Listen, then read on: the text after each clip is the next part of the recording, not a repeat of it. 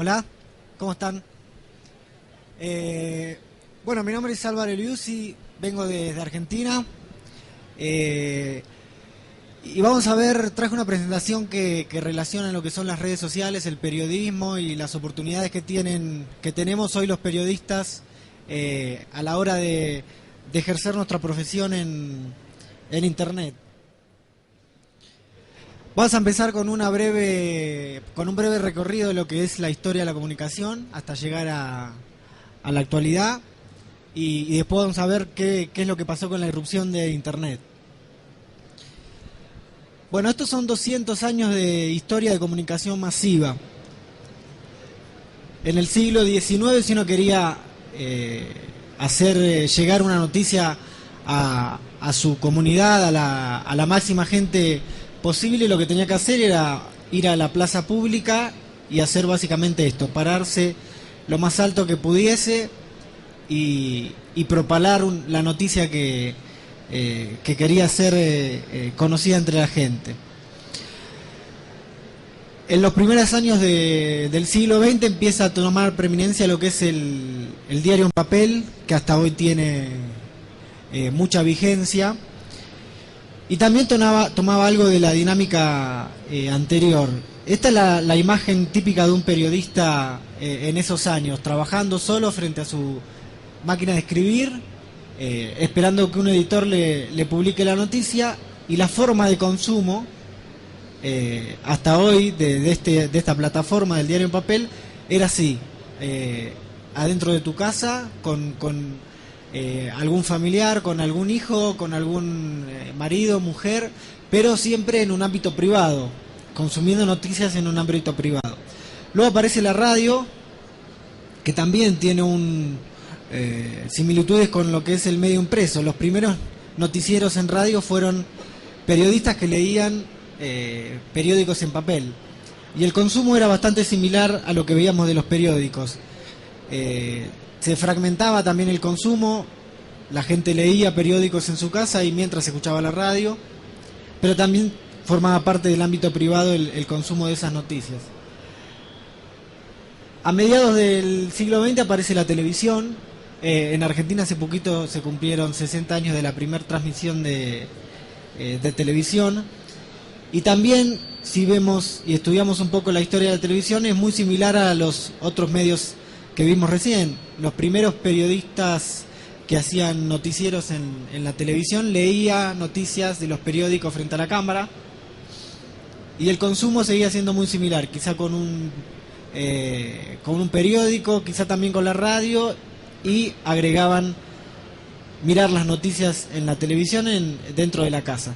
Ahora lo que cambia a partir del año 94 es la irrupción de Internet, que se genera como un medio que es multiplataforma, que incorpora a los tres medios que vimos anteriormente en un solo lugar, en una pantalla como la que vemos acá. Y esta es la estructura clásica de lo que estudiamos en la facultad, de lo que es la estructura del mensaje tradicional: un emisor, Ken Brockman en este caso, el medio de comunicación; un canal, en este caso la plataforma es la TV; un mensaje, una idea o conjunto de mensajes, noticias; y los receptores, como veíamos anterior, una masa de receptores, la comunicación masiva, digamos. Son una audiencia a la que se le envía un mensaje direccional, no pueden contestar, no pueden decir qué piensan. A partir del año 95 empiezan lo que ahí dicen los 15 años más vertiginosos de la historia en cuanto a comunicación.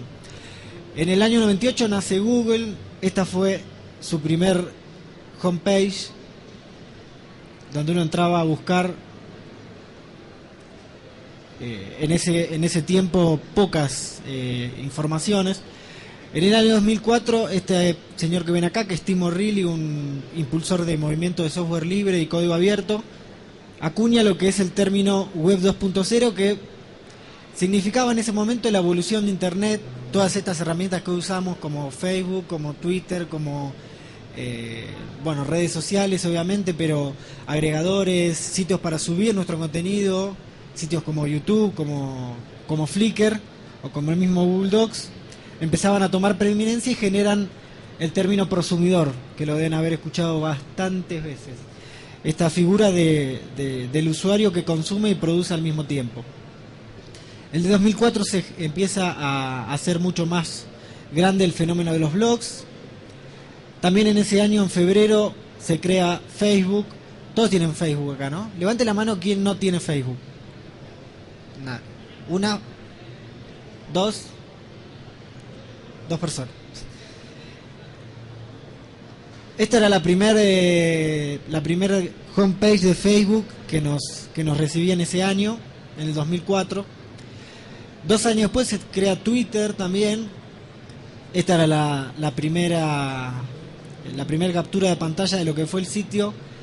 La pregunta está marcada ahí por el ¿qué estás haciendo? Que era lo primero que nos preguntaba Twitter cuando llegábamos a su sitio. Ahora vamos a ver por qué está marcado así. En el 2007 se empieza a hacer este gráfico que es muy interesante, que nos muestra con esta paleta de colores en este abanico lo que es la web social. Todos los años se hace la diferenciación entre los servicios que mueren, los que nacen, los que tienen más o menos usuarios. Ahí pueden encontrar sitios de redes sociales, audio, video, fotografías, un montón de sitios que se van generando todos los años. En el 2009, más que nada en Estados Unidos y en Europa, se empiezan a popularizar mucho los dispositivos móviles con conexión 3G, y eso también obliga y le da una oportunidad nueva a los usuarios de consumir noticias de otra manera en su móvil. Y en el 2009, por eso marcaba hoy la diferencia de lo que preguntaba Twitter, pasó de preguntar qué está pasando a qué estás haciendo al qué está pasando. Nos empieza a tomar por una resignificación misma que hicimos los usuarios, como gente que podía informar, gente que podía contar qué está pasando en tu ciudad. No importa que cuentes qué está pasando en el mundo, es importante que cuentes qué está pasando en tu ciudad, en la Campus Party, en Quito, en Buenos Aires o donde fuese. Nos toma como información. Este es un gráfico también bastante conocido de lo que tardaron los 3 medios de comunicación más importantes en llegar a la audiencia de 50 millones de usuarios, donde la radio tardó casi 40 años, la TV 13 años, a Internet le llevó solo 4 años llegar a esa audiencia.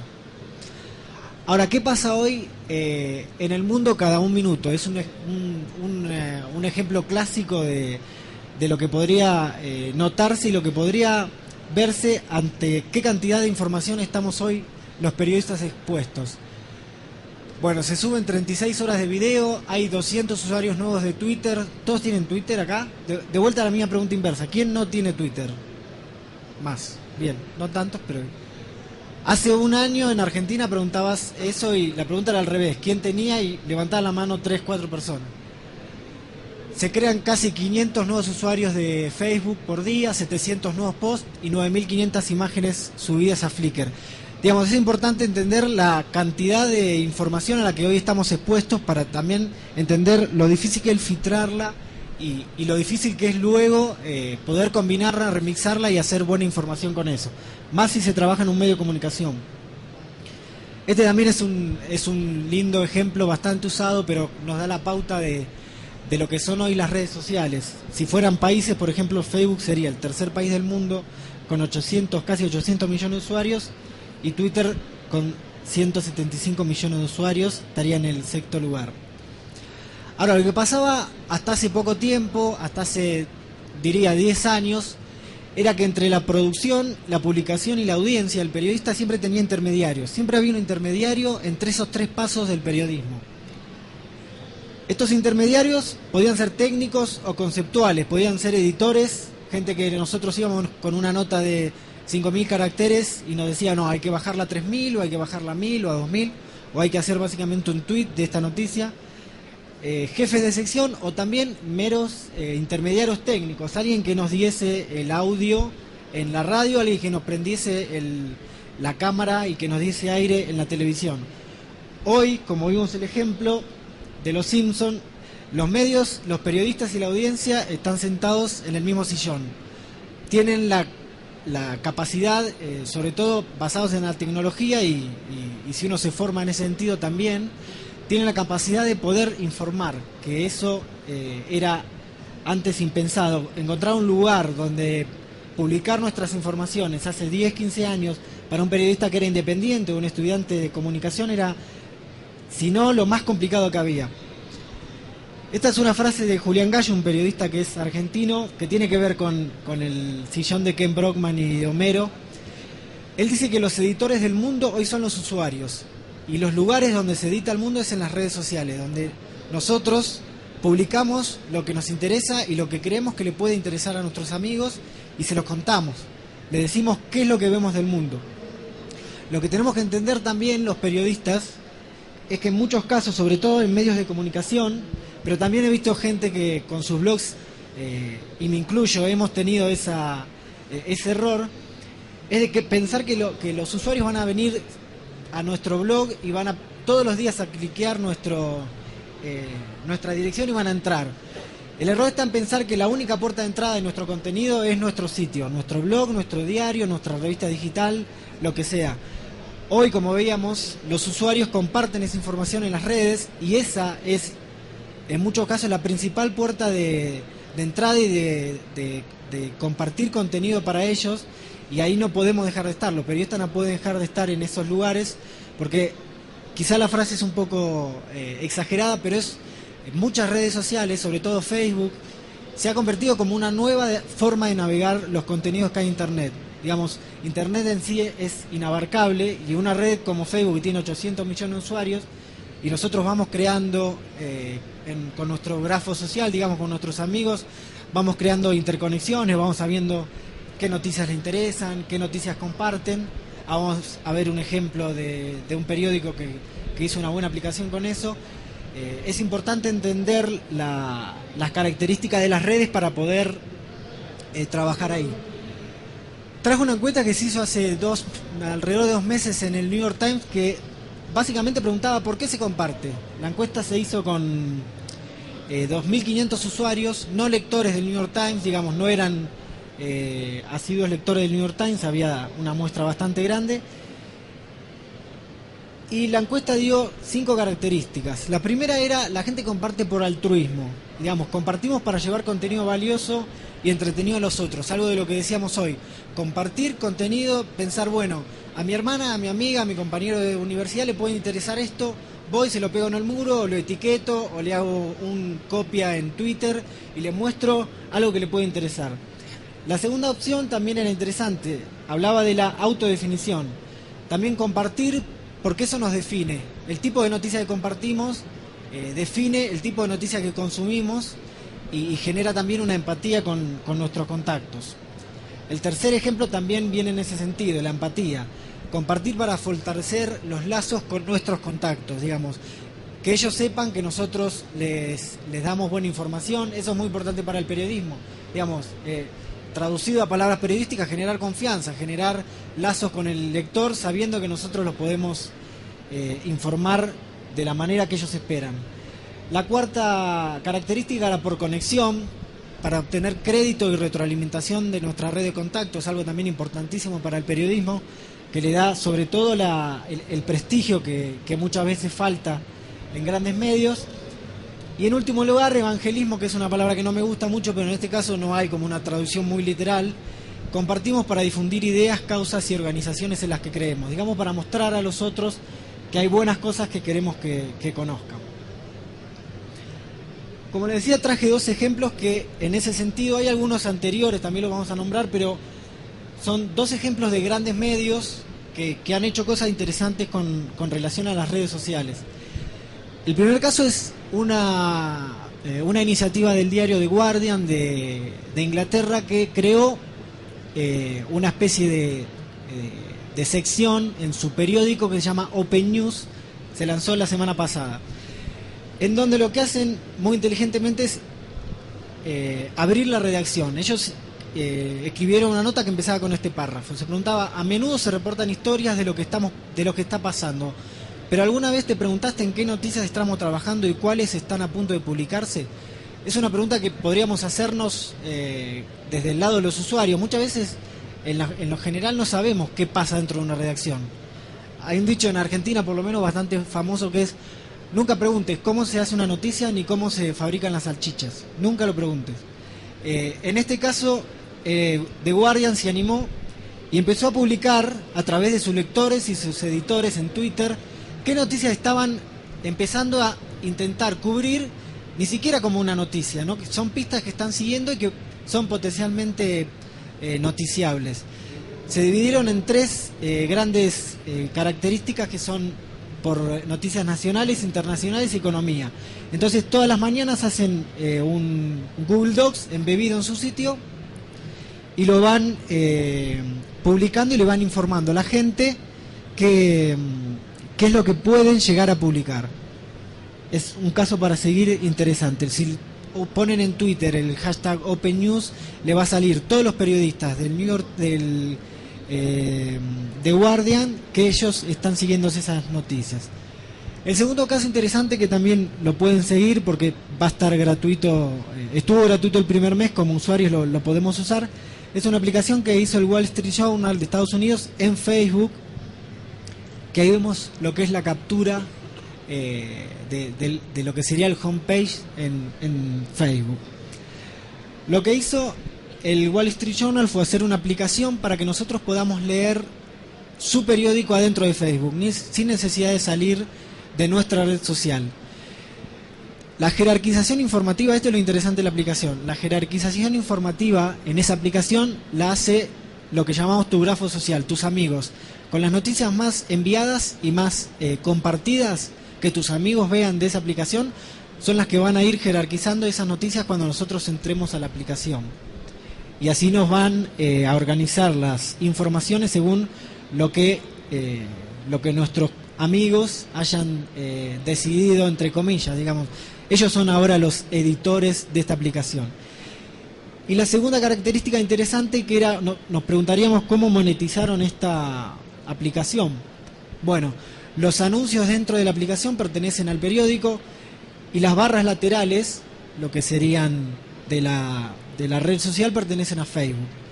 Y lograron, que eso también fue una jugada bastante astuta, que la empresa de tecnología Dell patrocinara la aplicación durante su primer mes, porque es paga. Entonces nosotros podemos acceder a esa aplicación, probarla durante un mes y si nos gusta pagar por ella. Ahora, lo que hablábamos hoy de la cantidad de información enorme a la que estamos expuestos, fomentó que algunas personas hicieran trabajos muy interesantes sobre esta cantidad de noticias y de información que tenemos al alcance de nuestras manos.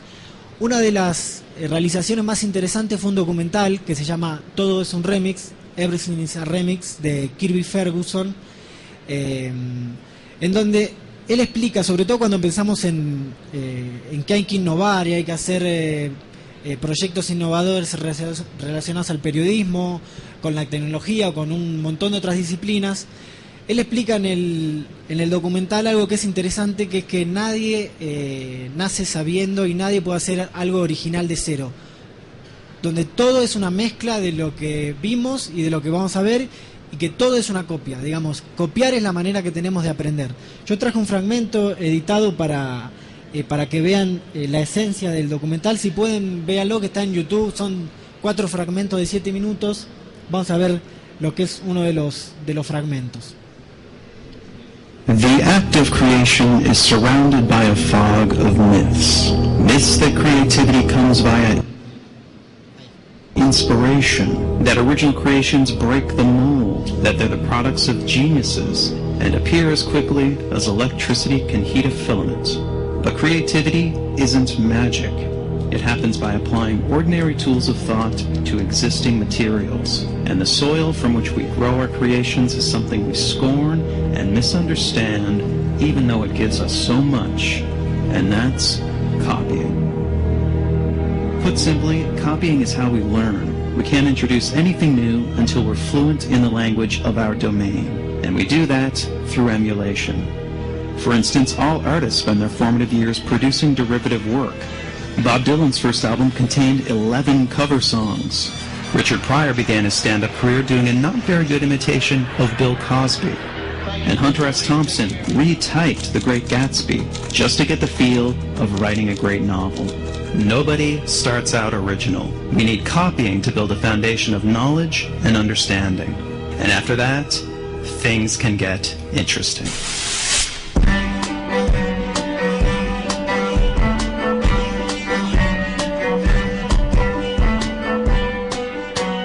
after we've grounded ourselves in the fundamentals through copying, it's then possible to create something new through transformation, taking an idea and creating variations. This is time-consuming tinkering, but it can eventually produce a breakthrough.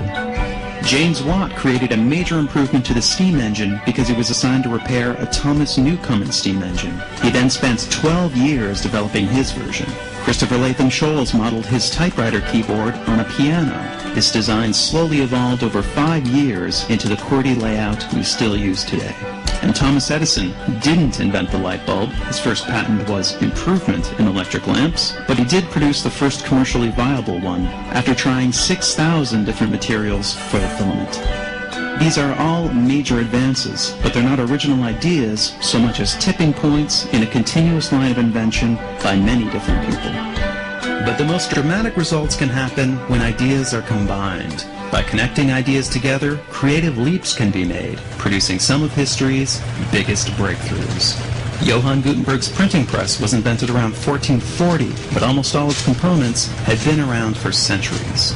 Henry Ford and the Ford Motor Company didn't invent the assembly line, interchangeable parts, or even the automobile itself, but they combined all these elements in 1908 to produce the first mass-market car, the Model T.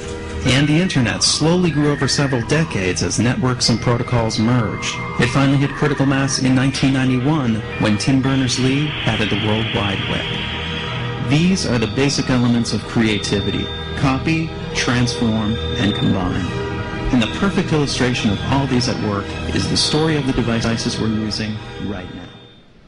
Es interesante pensar que muchos de los que estamos acá, quizá, o ustedes, pueden llegar a ser capaces de crear una aplicación, un proyecto, algo realmente innovador, con un montón de disciplinas y de herramientas que ya están creadas. Que quizá lo único que falta hacer es darle una vuelta de tuerca, mezclarlas, combinarlas, ver en qué contexto estamos y lanzarlas. Todos somos potencialmente capaces de hacer algo que puede ser genial.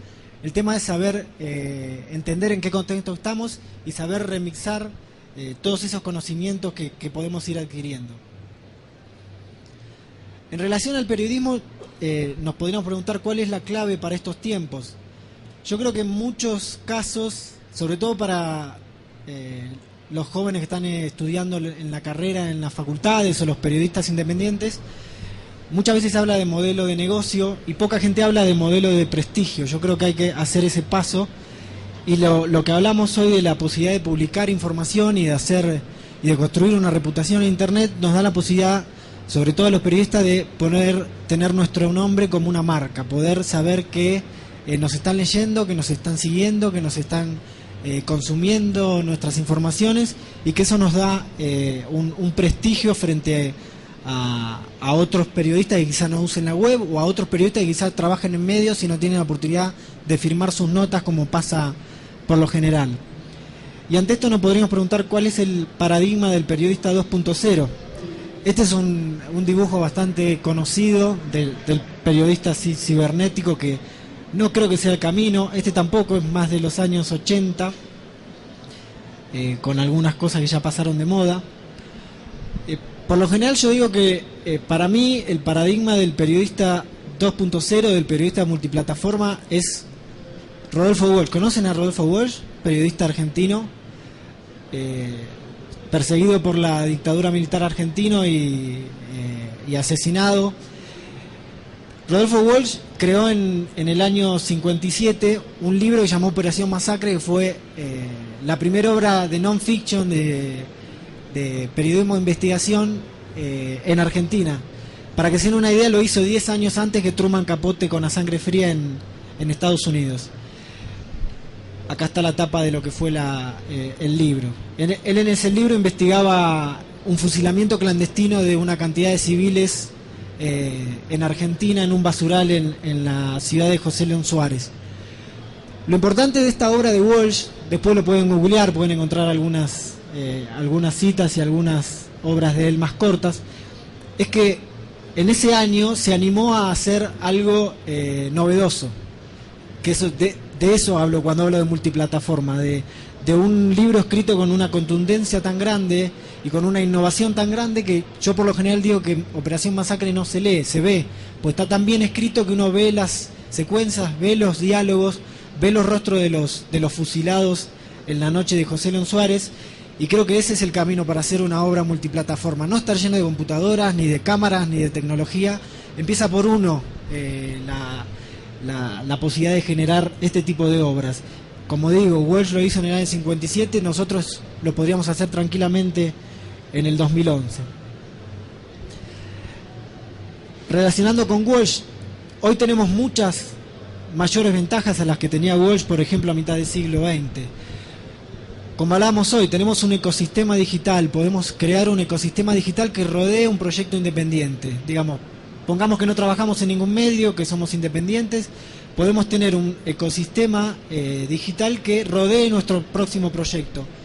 Hay varias herramientas, por ejemplo, que nos dejarían hacer nuestra propia redacción. Conozco muchos periodistas que se han armado básicamente una redacción en la web. Tienen formas de archivar contenido, de subir fotos, de subir videos, de desgravar contenidos, de publicar, tienen su blog, tienen su publicación periódica, y eso le abre una perspectiva a la disciplina enorme que tenemos que aprovecharla, sin dudas. Y para terminar, algunas de las oportunidades que tenemos hoy en día en el futuro ya cercano.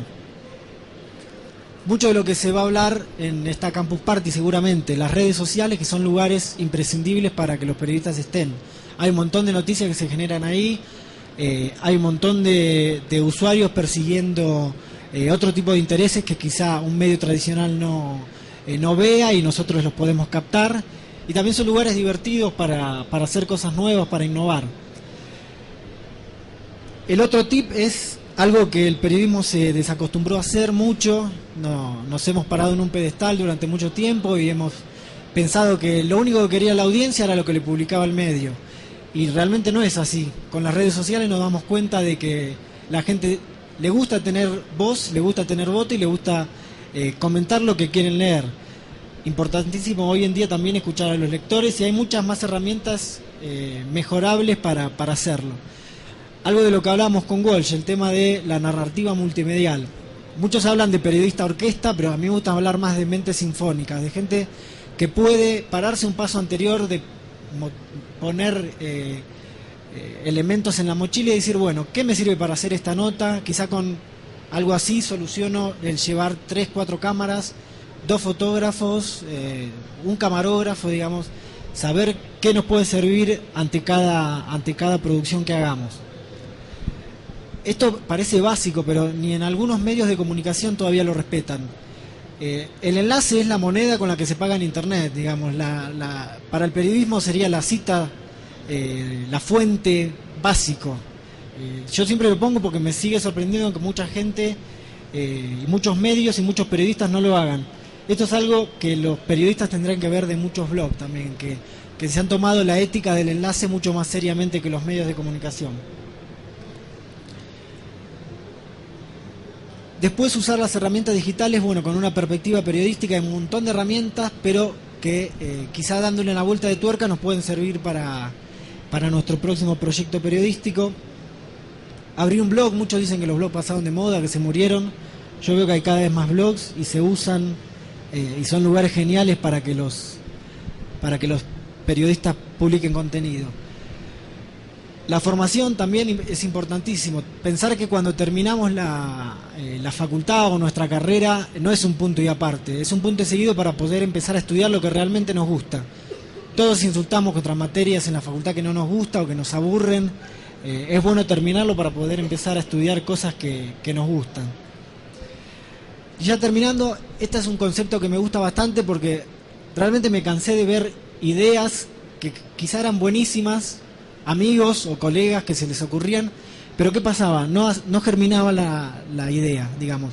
Estaba la lamparita, pero adentro no germinaba nada, no ponían manos a la obra.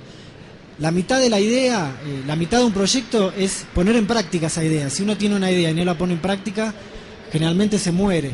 Y si no le pone pasión, menos todavía. Es importantísimo, si uno tiene una idea, saber que también la va a poder aplicar. Y saber que está en ese contexto como para poder realizarla. Traje esta escena también para el último tip. You know what I am? I'm a dog chasing cars. I wouldn't know what to do with one if I caught it. You know, I just do things.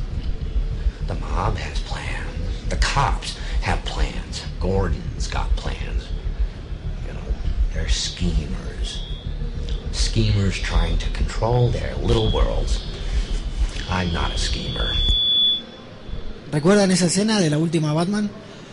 Bueno, lo que dice ahí el Guasón es que él es como un perro persiguiendo las ruedas de los autos. La verdad que no sabría qué hacer si las alcanza. Y tampoco se lo plantea. Y es algo que creo que le pasa al periodismo hoy en día, como que, y a los periodistas. Vivimos en sociedades en las que es mucho más importante el llegar a algún lugar que el camino que recorremos hasta llegarlo.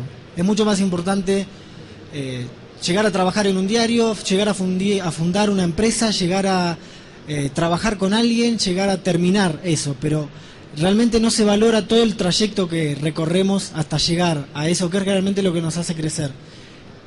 De eso es algo que tendríamos que aprender todos, del Guasón, digo, de correr las ruedas sin pensar qué va a pasar cuando lleguemos. Ese es el motor realmente de lo que le da la pasión, por lo menos en mi caso, a una disciplina que quiero, como es el periodismo, digamos, perseguir las ruedas sin pensar lo que pase cuando lleguemos. Muchas gracias.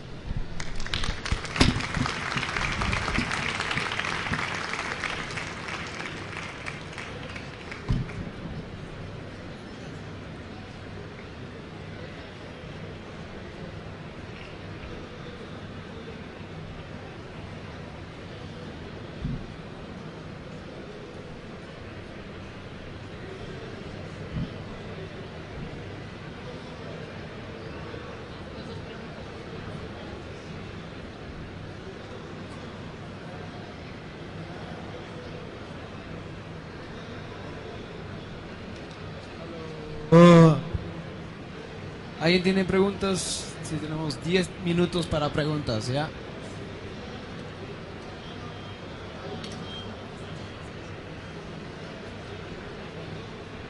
Quería hacerte una pregunta de qué piensas de los medios tradicionales.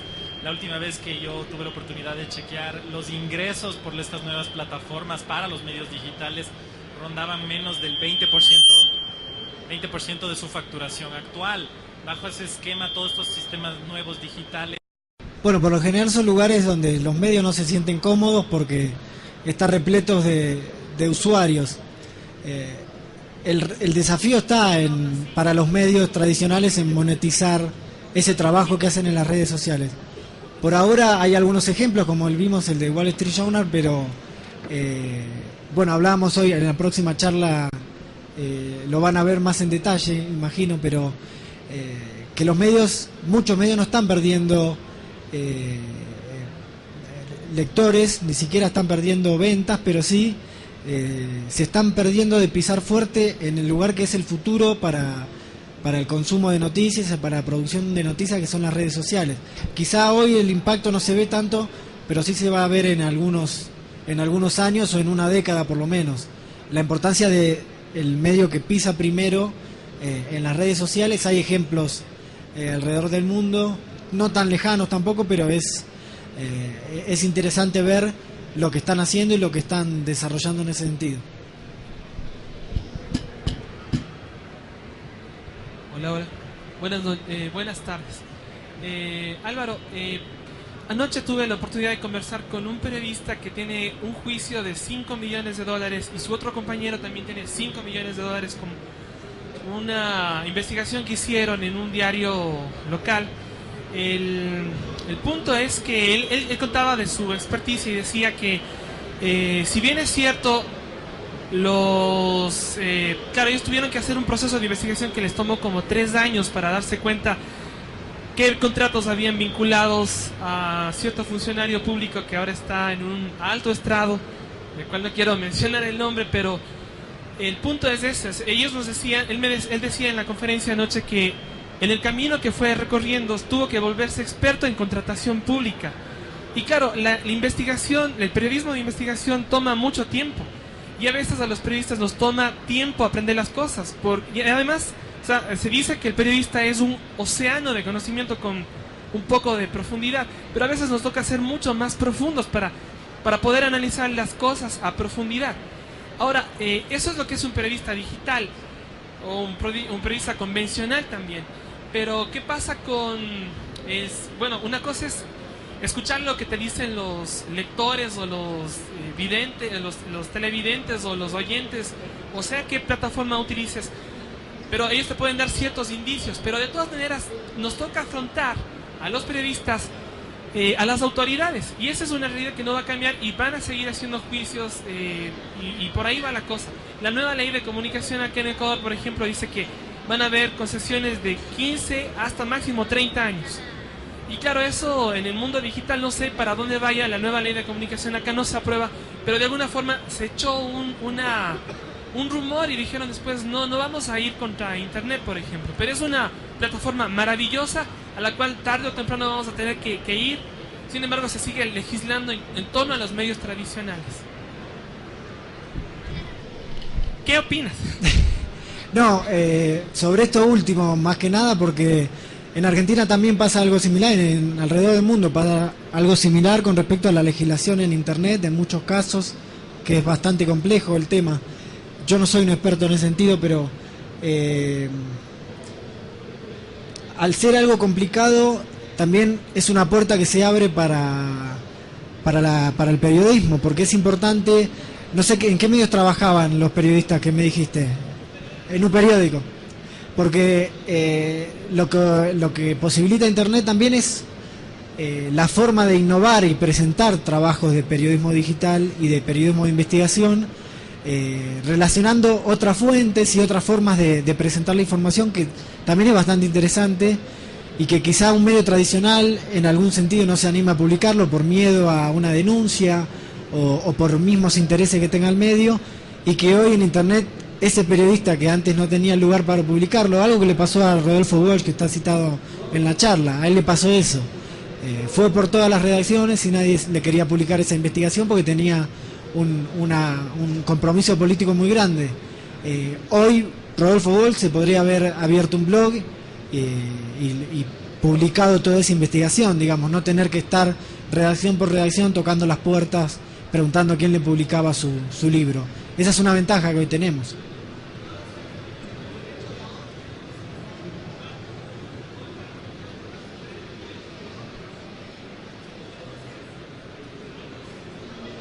Sí, claro. No, bueno, eso ya es parte del profesionalismo del periodista que realice la investigación. Más allá de si lo publica en un papel o en una pantalla o en la televisión.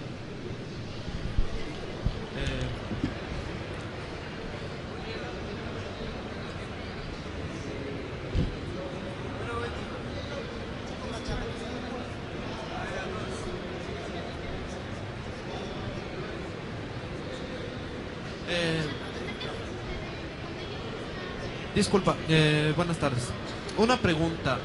Últimamente han empezado a surgir muchos autoproclamados periodistas a través del internet, a través de las redes sociales, a través de los blogs, que realmente no tienen una formación en universidad, pero que ya pueden competir de cierta forma con un medio tradicional, porque tienen más libertad y además pueden ser mucho más creativos y mucho más cultos. No es una audiencia fija como la televisión.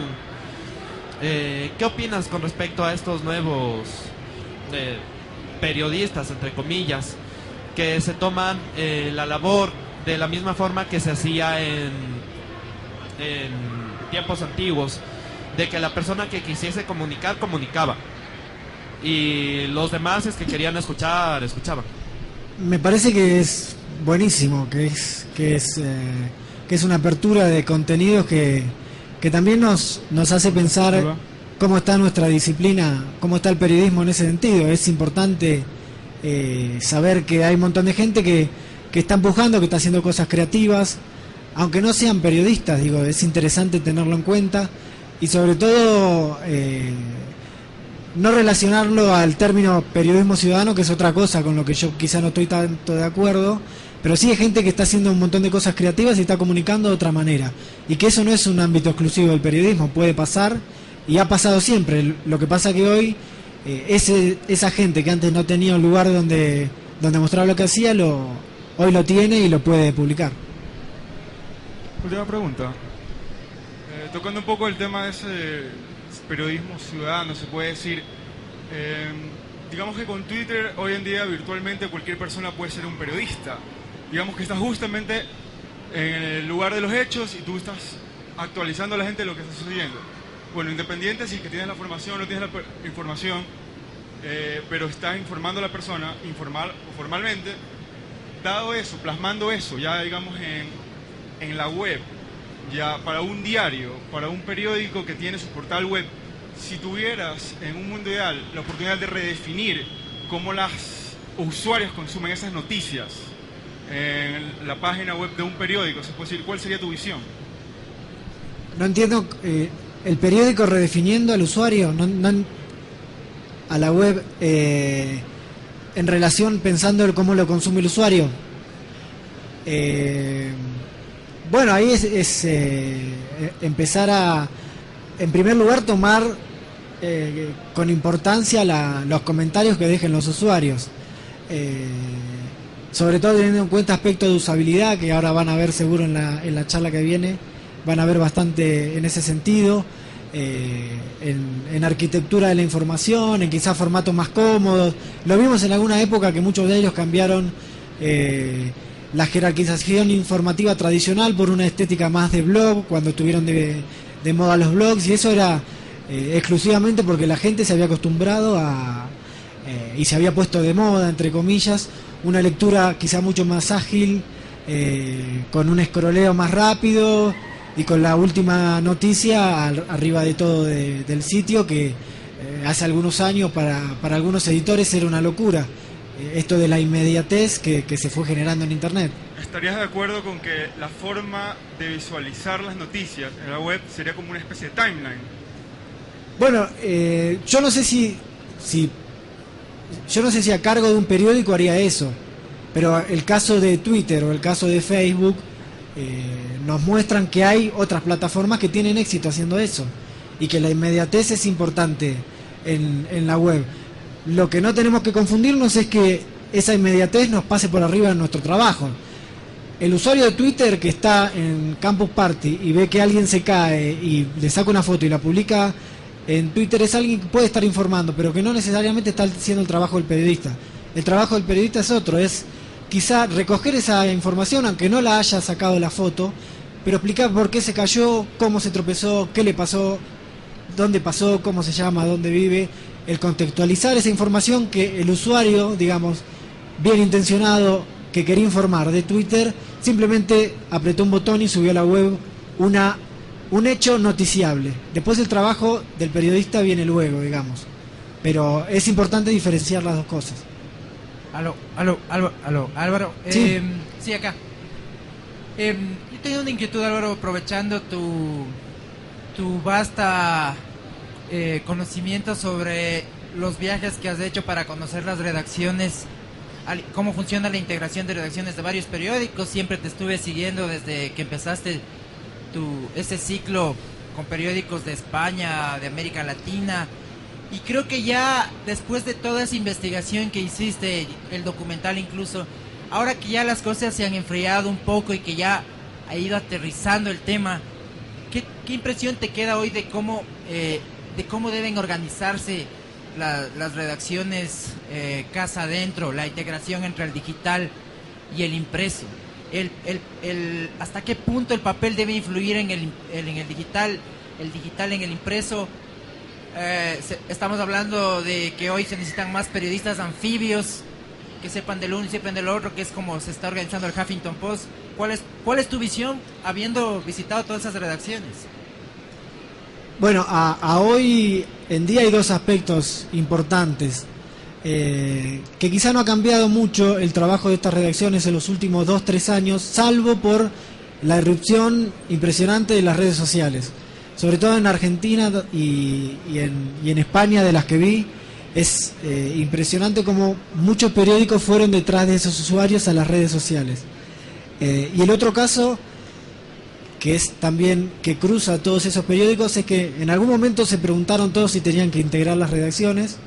Lucharon durante mucho tiempo en encontrar recetas, comunes en contratar consultores, pero la verdad que terminaron buscando puertas adentro lo que mejor les convenía, bajo una formación constante. Digamos, no sirve una formación de 1, 2, 6 meses y después acomodar los escritorios y decir estamos integrados. Es un trabajo de años, que lleva formar a los que estaban en el papel, en el digital, y formar a todos los que vienen en lo que pueden trabajar en el periodismo, y también el efecto contagio entre los periodistas con experiencia dentro del periódico y los nuevos periodistas, que quizá algunos están más proclives al papel o al digital, pero está interesante ese roce, y sobre todo la formación es importantísimo.